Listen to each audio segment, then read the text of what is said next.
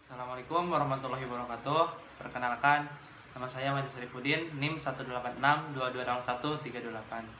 Di sini saya ingin membahas mengenai mata kuliah teori akuntansi, yaitu mengenai agensi teori atau bisa disebut juga dengan teori agenan. Langsung saja pembahasan ke materinya. Baik, di sini saya ingin membahaskan mengenai agensi teori. Teori agensi adalah hubungan atau kontrak antara prinsipal dan agen. Teori agensi memiliki asumsi bahwa tiap-tiap individu semata-mata termotivasi oleh kepentingan dirinya sendiri sehingga menimbulkan konflik kepentingan antara prinsipal dengan agen. Agensi teori yaitu menunjukkan bahwa perusahaan dapat dilihat sebagai suatu hubungan kontrak antara pemegang sumber daya.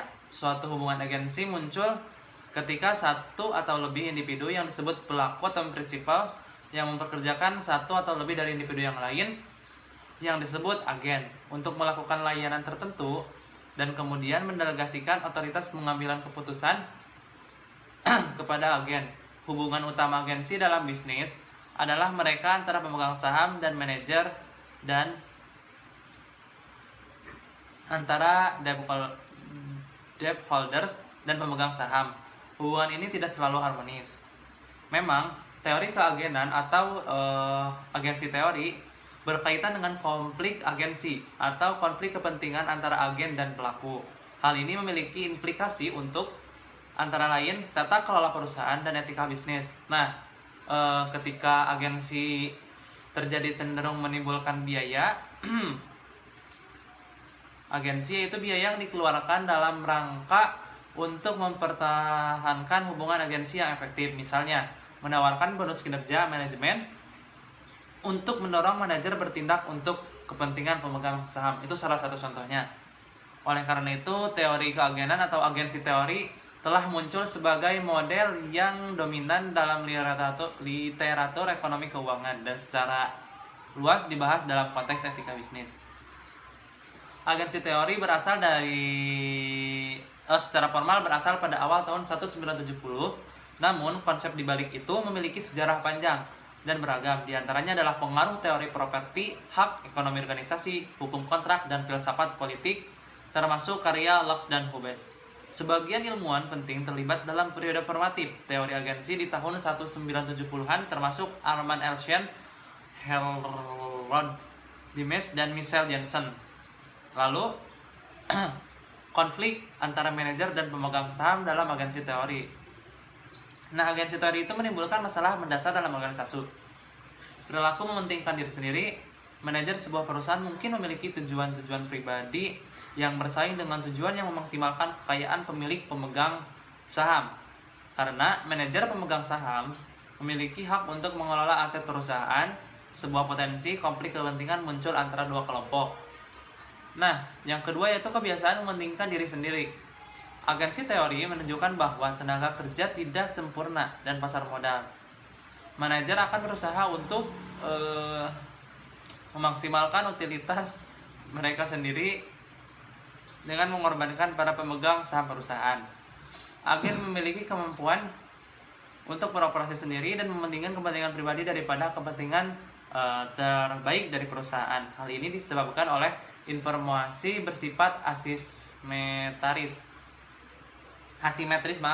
Misalnya manajer tahu lebih baik dari pemegang saham apakah mereka mampu memenuhi tujuan pemegang saham dan ketidakpastian. Misalnya dari faktor memberikan kontribusi pada hasil akhir dan mungkin tidak jelas apakah agen langsung menyebabkan hasil yang diberikan positif atau negatif. Yang ketiga yaitu biaya dari konflik pemegang saham manajemen. Biaya agensi didefinisikan sebagai biaya yang ditanggung oleh pemegang saham untuk mendorong manajer dalam memaksimalkan kesejahteraan, untuk mendorong manajer dalam memaksimalkan kesejahteraan pemegang saham daripada berperilaku mementingkan diri sendiri.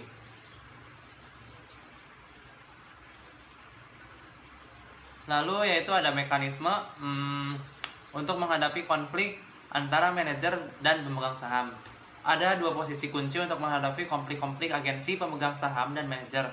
Pada keadaan ekstrim, manajer perusahaan bertindak sepenuhnya berdasarkan perubahan harga saham. Dalam hal ini biaya agen akan rendah karena manajer memiliki insentif besar untuk memaksimalkan kesejahteraan pemegang saham.